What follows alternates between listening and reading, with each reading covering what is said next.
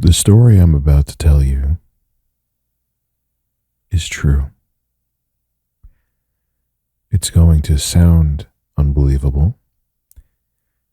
Many of you will think that I'm making this up for theatrics and I'm simply telling a story that's fictional. But I promise you, this actually happened. I actually have a witness to many of these events. Several, actually.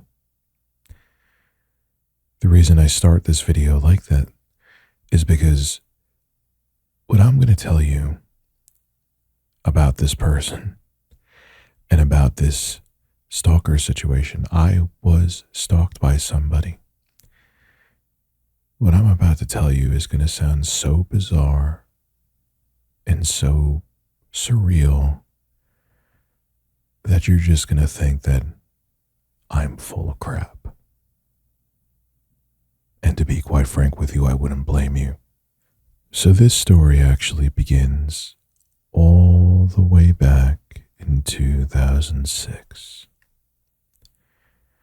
I was in my tail end of I use this term painfully loosely, career selling furniture. I loved the job in the beginning. I worked there for a couple of years and then I began to hate it. But I always remember the first time I got a call from this person, this stalker that I had. I was right at the entrance inside of the furniture store, right outside of where our offices were. And I had a BlackBerry phone at the time. Now, this is before the iPhone. And having a BlackBerry was like the phone to have. I was not important enough in any stretch to need a BlackBerry. I just wanted it because of the image it had around it. And back then, BlackBerry was seen as a status phone. I had no use for the thing. Anyway, but it was, I believe, one of the first backlit color BlackBerries. And when you would get a phone call, I could remember this like it was yesterday. When you would get a phone call, the screen would light up, turn blue, and you would see the number. This person, however the hell they got my number to this day, I have no idea. Again, I don't even know what they look like. Would call from a restricted number. So I see the restricted number on the screen. It was a blue screen when you got a phone call on this BlackBerry. And why I would pick it up is because you maybe a business phone call, a doctor phone calls from a restricted number. There's a billion different reasons that you may want to, it could be spam, but you may want to pick up a restricted number. So I pick it up. And I remember this like it was yesterday because it was so bizarre. Have you ever watched the 2001 film Hannibal with Anthony Hopkins, Julianne Moore? Rest in peace to Ray Liotta. Well, there was also Gary Oldman in that film, and he played a character who was brutally mauled, I believe, named Mason Verger. This person, whose first name is Ralph, sounded just like that character. Now, I'm not going to, for ASMR reasons, reenact the voice. It wasn't a very soothing voice. But I picked up just to make sure it wasn't some important phone call I was missing from a restricted number, and the person said, "Richie, it's Ralph. How are you?" Now, I brushed this off at the time. Maybe there was someone who didn't like me, and it wouldn't have been called trolling back then, but I was essentially being trolled, and I brushed it off as nothing else. But as time went on, for example, even the next day, this person who I thought was just, air quotes once again, trolling me, began calling every day when I was at work, every day when I was not at work, multiple times a day. And I remember starting to get weirded out and concerned, because I'm like, if this is a joke, this person is putting a lot of time into just trying to get under my skin. But I still hesitantly brushed it off, because there was nothing else really that I could do. The phone calls began getting more incessant. They would pick up where it was almost every hour, let's say every other hour. I don't want to exaggerate, but it was along those lines. Every day at work, I actually had a music studio at the time in a climate-controlled storage unit close to my work and home.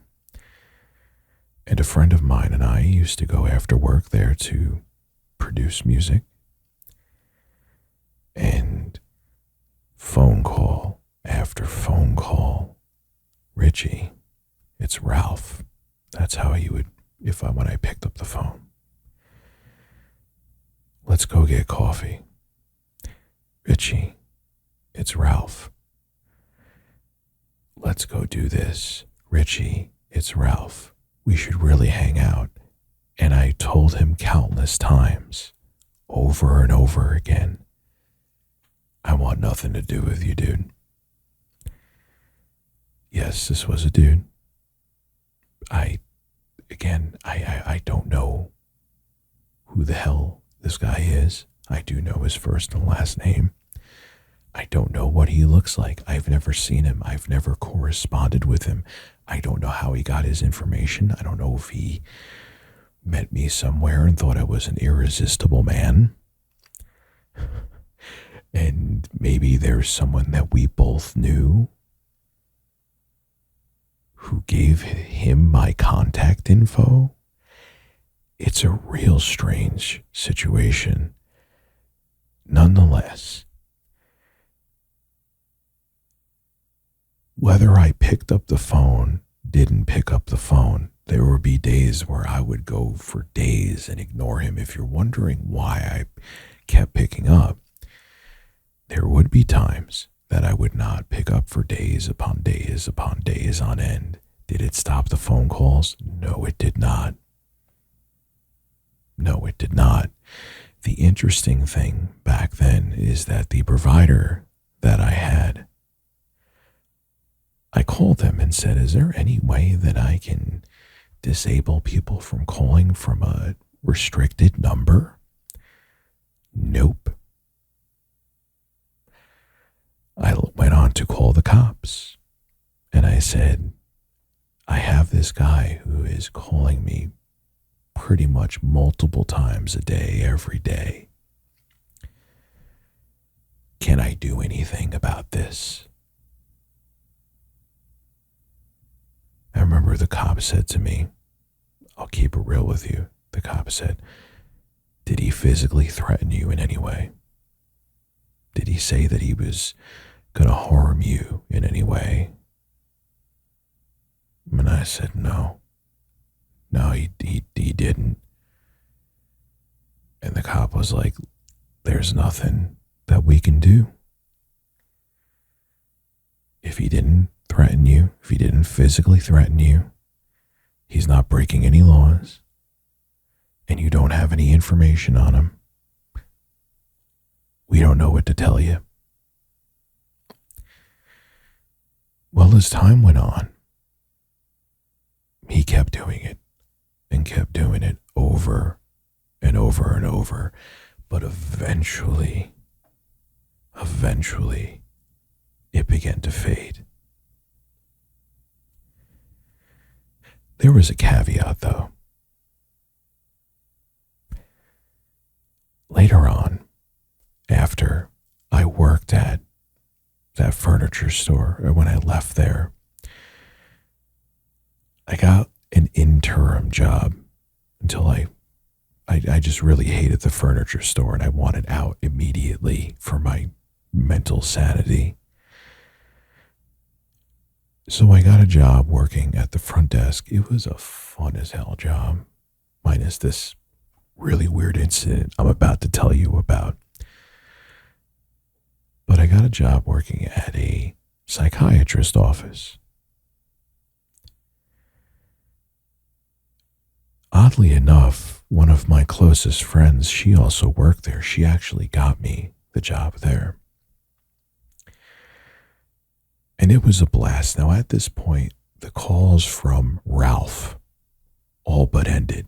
Maybe occasionally, I think, once every couple weeks. But the phone calls at this point all but stopped. So I kind of put it behind me. I didn't think much of it. Now, I work the front desk in this psychiatrist's office with one of my closest friends. And it was, you would check in patients. There was different psychiatrists and therapists that worked within this office building. You would set up their next visits. You would take phone calls, and maybe if someone needed a medication, so on and so forth. That was typical front desk at a doctor's office, because a psychiatrist is a doctor. And then one day, a phone call came in that changed everything. Now, this front desk had caller ID. I remember we had these AT&T phones, I believe, and they had a dot matrix screen on them. And one of the things at the end of the day that you had to do at the psychiatrist's office was take messages. If there was messages in the voicemail box, you would have to take the name, take the phone number, and what the subject of the message was and write it down. Remember, this is prehistoric times. This is back in 2006. This is how things were done. Well, there was a message that when you went through the voice messages, I should say, it would show the name and phone number of each person. So I took the messages. I took the names and phone numbers, something typical that you did if you did a closing shift. Well, all of a sudden, I see on the caller ID, Ralph, a last name I can't say, and Ralph's phone number. The person who I was still hoping wasn't real and maybe was someone who was simply trolling me. The person who was calling me incessantly. It was at that moment I realized they were an actual human being. And them being interested in, quote unquote, hanging out with me by calling me incessantly. It wasn't a joke anymore. I was hoping against hope it was a joke, but at this moment, with this simple phone call that Ralph was making to his psychiatrist, the nurse practitioner that he saw there, I realized this guy was real. He was real. And now he realized where I work. Ralph realized right away who I was. He heard my voice. He now knew that I was an employee at his shrink's office. And it reopened Pandora's box. Phone calls, day in, day out, from a restricted number. A lot of times at this point, I ignored them. Nothing I could do, no physical threats, nothing along those lines. And it just got frustrating. No matter how much I ignored him, he called and called and called. And one day I just snapped. And I remember I was on my way home and I hadn't eaten all day. And I got a couple slices of pizza at a pizza place that was relatively local. Actually, I would say very local to where I worked. And again, I look at my BlackBerry and on my phone, I see a restricted number and I knew it was him. So I picked up, full of piss and vinegar, and I said, "What the hell do you want?" And he was like, "I'm wondering if you want to get together. We could go grab a coffee." I said, "Ralph, I'm not gay, for one. I'm not interested. I don't understand why you want to meet me. I don't even know who you are. I know nothing about you.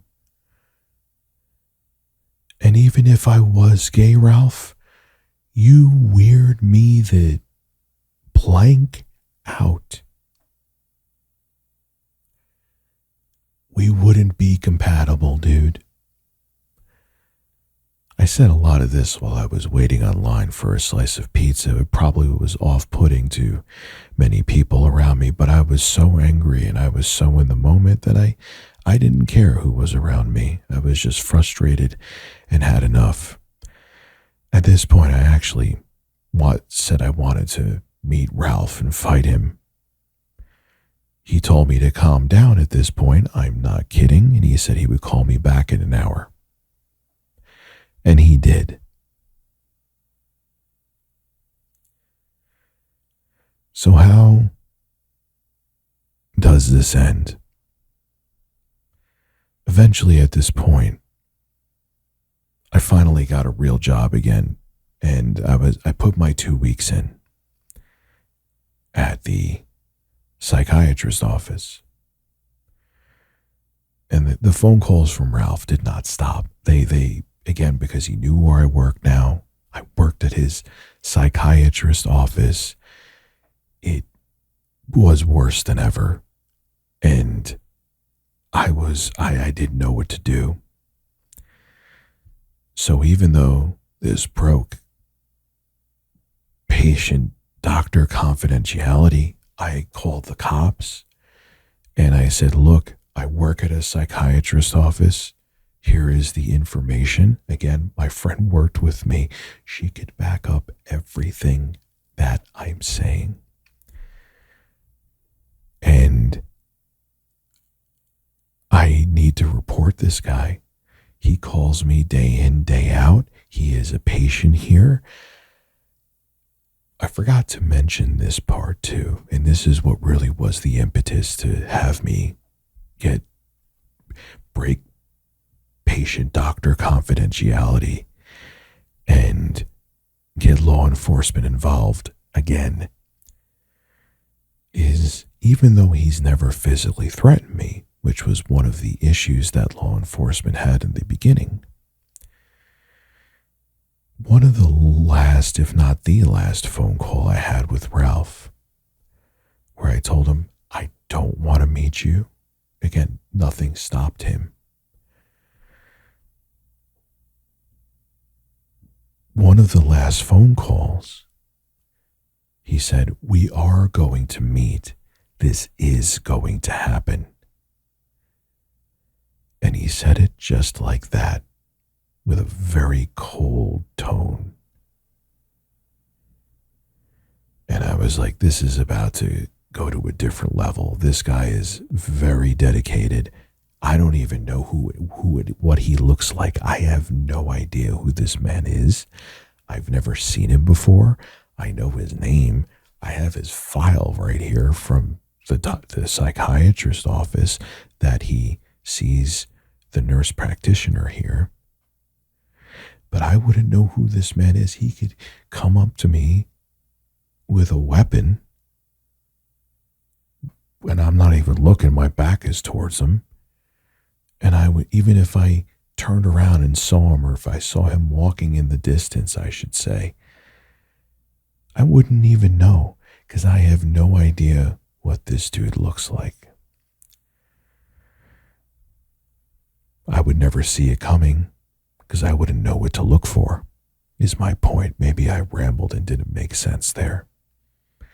Luckily, this is an ASMR video, and that's okay. This is about relaxing you as you listen to me discuss my stalker. But when I heard that really dark tone, he said that we are going to meet and this is going to happen, I'm like, I'm not going to be at this job in 2 weeks anyway. And this sounds like it's about to get dangerous, and I don't even know who my enemy is. So I gave the cops his name. Of course, it's a patient file, so it had the address. I remember the cop coming to my door, and I explained the situation. I handed off the information about Ralph to the cop. The cop went to Ralph's home. Here's another kicker as well. The cop went to Ralph's home, and his wife was there. And the cop discussed with him the situation in front of his wife. And from what I have heard, Ralph's wife was none too happy to find out that behind her back, I'm sure I wasn't the only person that he was doing this with, was trying to hook up with dudes. I believe he was married with kids, and apparently he was living a double life. Now, needless to say, once that cop went to Ralph's home, I never heard from him again. It was like literally turning off a light switch. You turn off the lights in your room. It was like turning off the Ralph stalker switch. I was so damn relieved. Here's something that was going on for a year. You have this person who's being incessant, calling you over and over and over again, promising that you will meet them. And you have no idea who they are, and you have no idea who they look like. And you have no idea what they look like. It was a strange thing to go through. I'm happy I came out on the other side in one piece.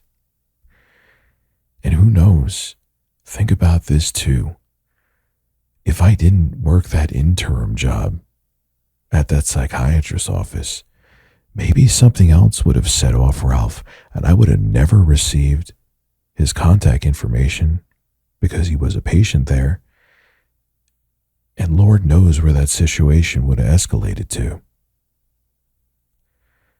Life is bizarre.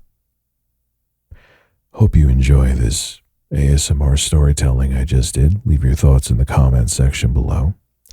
If you do, I'll make more videos like this in the future, and there will definitely be a boatload more content coming to Tech 25 ASMR. Thank you for tuning in, and sleep well.